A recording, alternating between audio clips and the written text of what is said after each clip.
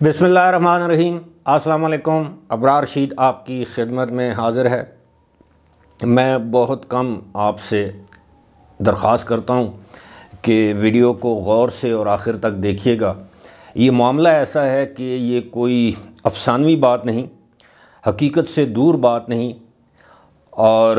دعا تو یہی ہے کہ ایسا نہ ہو، لیکن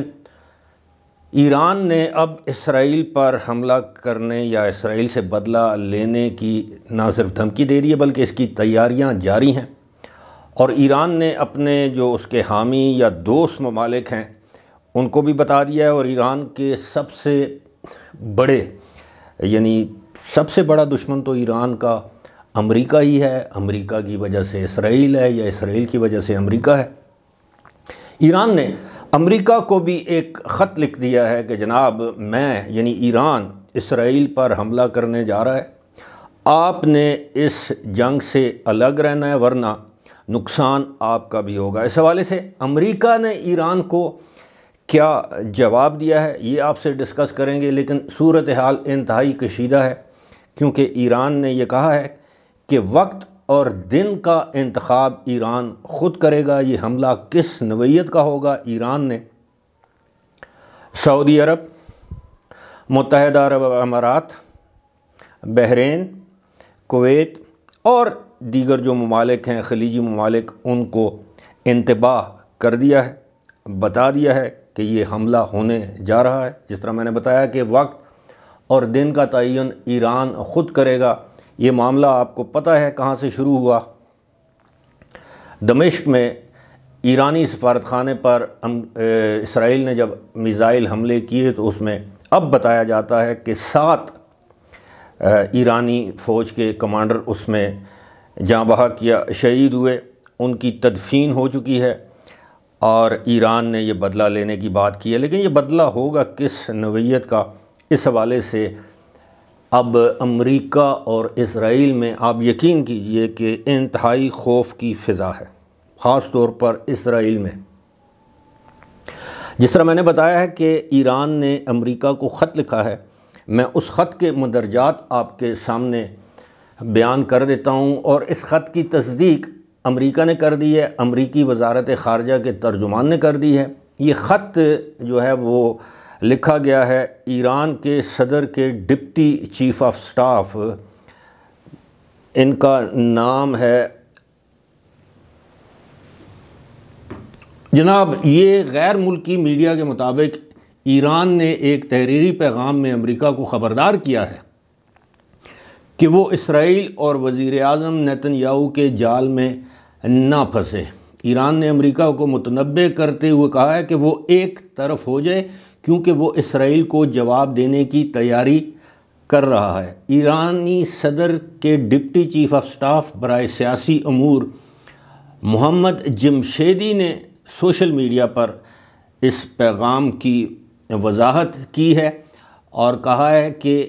امریکہ ایک طرف ہٹ جائے ورنہ اس کو بھی شدید نقصان پہنچ سکتا ہے۔ دوسری جانب ایرانی عہدیدار محمد جمشیدی کے بیان پر امریکی محکمہ خارجہ کے ترجمان نے میڈیا سے گفتگو کرتے ہوئے کہا ہے کہ ایران کی جانب سے پیغام ملا ہے۔ ترجمان کا کہنا تھا کہ ایران کو خبردار کیا ہے دمشق حملے کو امریکی اہلکاروں اور تنصیبات پر بطور حملہ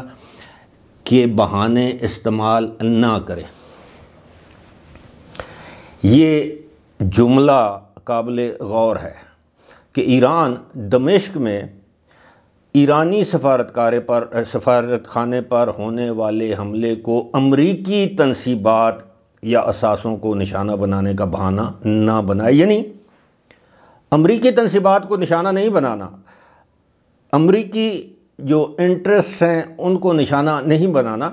اسرائیل جانے اور آپ جانے، کیونکہ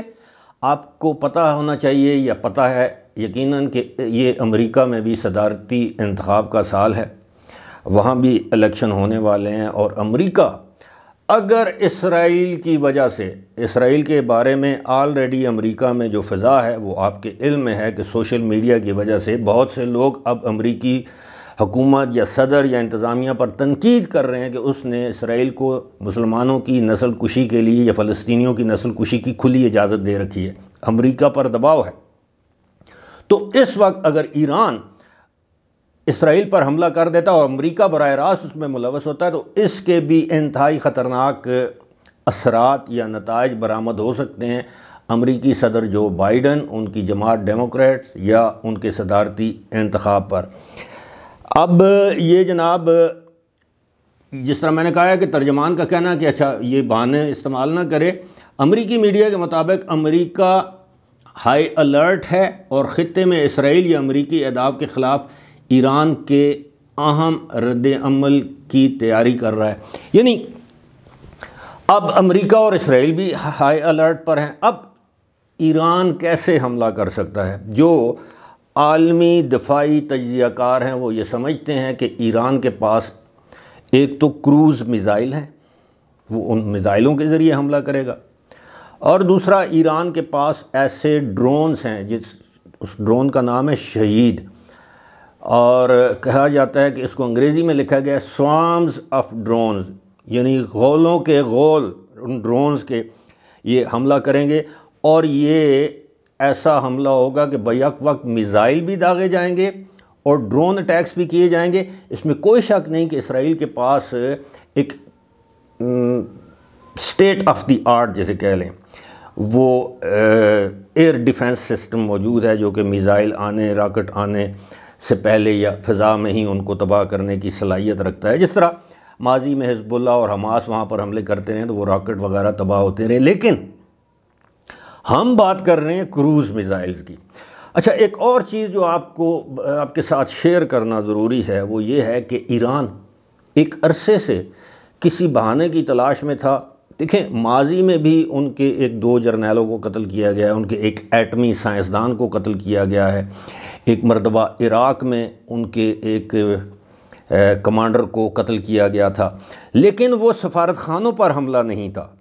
عراق میں جو قتل کیا گیا تھا وہ کسی ایئرپورٹ پر، میرا خیال ہے موصل میں یا کسی جگہ، جو بھی بغداد میں یا جس جگہ بھی، اور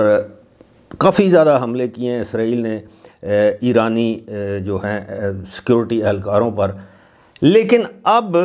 جو ہے ایران کے پاس یہ جواز آ گیا کیونکہ سفارت خانے پر حملہ، اس ملک پر حملہ تصور کیا جاتا ہے۔ یہ میں نہیں کہہ رہا، یہ بہت سے کنونشنز ہیں اقوام متحدہ کے، اس میں ویانا کنونشن ہے، جنیوا کنونشن ہے، پتہ نہیں اور کون کون سے کنونشنز ہیں جس میں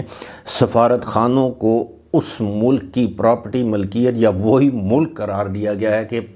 یعنی بدترین جنگ میں بھی دوسرے ممالک کے سفارت خانوں پر حملہ نہیں کیا جاتا۔ تو یہ جو حملہ ہے، اب ایک بات یہ ہے کہ وہ ڈرون اور کروز میزائل سے حملہ کر سکتا ہے اسرائیل کے اندر ایران۔ دوسری کچھ لوگ یہ کہتے ہیں کہ ایران شاید ایسا کرنے سے پہلے دنیا کے کسی ملک میں بھی ممکن ہے وہ ایران کے قریب ہو، جیسے ترکی ہے، جیسے قطر ہے، جیسے متحدہ عرب امارات ہے، بحرین ہے، یا کوئی اور ملک جہاں پر، یا بھارت ہے جہاں پر اسرائیل کا سفارت خانہ ہو، تو ممکن ہے ایران اس سفارت خانے کو، یعنی اپنے سفارت خانے پر حملے کے جواب میں اس ملک نے اسرائیل کے سفارت خانے کو نشانہ بنائے۔ لیکن یہ بھی سوال پیدا ہوتا ہے کہ ایران کے بھارت کے ساتھ اچھے تعلقات ہیں، ترکی کے ساتھ ایران کے کوئی زیادہ خراب تعلقات نہیں ہیں، مڈل ایسٹ میں UAE کے ساتھ ایران کے تعلقات اچھے نہیں ہیں، قطر کے ساتھ ایران کے تعلقات بہتر ہیں، کویت کے ساتھ اچھے تعلقات نہیں ہیں، بحرین کے ساتھ ایران کے تعلقات بہتر نہیں ہیں، سعودی عرب کے ساتھ اب کچھ بہتری آ رہی ہے، تو کسی بھی ملک میں یہ حملہ کیا جا سکتا ہے۔ لہٰذا جناب اس وقت نیتن یاہو اور اسرائیلیوں کی نیندیں اڑی ہوئی ہیں۔ اب یہ سفارتکار یہ کوشش کر رہے ہیں کہ اگر ایران حملہ کرے بھی تو وہ اسرائیل کی فوجی تنصیبات کو نشانہ بنائے، سویلین آبادی کو نشانہ نہ بنائے۔ لیکن اب یہ تو سوابدید ہوگی ایران کی، یہ تو ایران نے فیصلہ کرنا ہے کہ کیا وہ کسی ایسی عمارت کو یا ایسی جگہ کو ٹارگٹ کر رہا ہے جو کہ ملٹری اسٹیبلشمنٹ ہے، یا پھر وہ ایسے حملے کرے گا کہ میزائل پھر دیکھتے تو نہیں ہیں اگرچہ گائیڈڈ ہوتے ہیں لیکن اس میں پھر جس طرح کہتے ہیں کہ گندم کے ساتھ گیہوں بھی پسی جاتی ہے، کیونکہ جس طرح اسرائیل کر رہا ہے تو اس کا جواب ایران دے گا۔ کچھ لوگ کہہ رہے ہیں کہ آنے والے 24 سے 48 گھنٹے انتہائی عام ہیں، کچھ لوگ کہتے ہیں کہ رمضان کے اندر ہی یہ حملہ ہوگا، کچھ لوگوں کا کہنا ہے کہ یہ عید کا تحفہ دیا جا سکتا ہے۔ بہرحال یہ انتہائی خطرناک صورتحال اس وقت خطے میں ڈیولپ ہو رہی ہے۔ میں پہلی ویڈیو میں آپ کو بتا چکا ہوں کہ جس کی وجہ سے نہ صرف کشیدگی بڑھے گی بلکہ تیل کا بحران آئے گا، مہنگائی کا طوفان آئے گا، اور ہم جیسے جو ملک ہیں، بات وہی ہے کہ دو بڑوں کی لڑائی میں، دو ہاتھیوں کی لڑائی میں گھاس ہی کچلی جاتی ہے۔ اللہ سے دعا کریں اللہ تعالیٰ رحم کرے۔ فی الحال مجھے دیجیے اجازت، خدا حافظ۔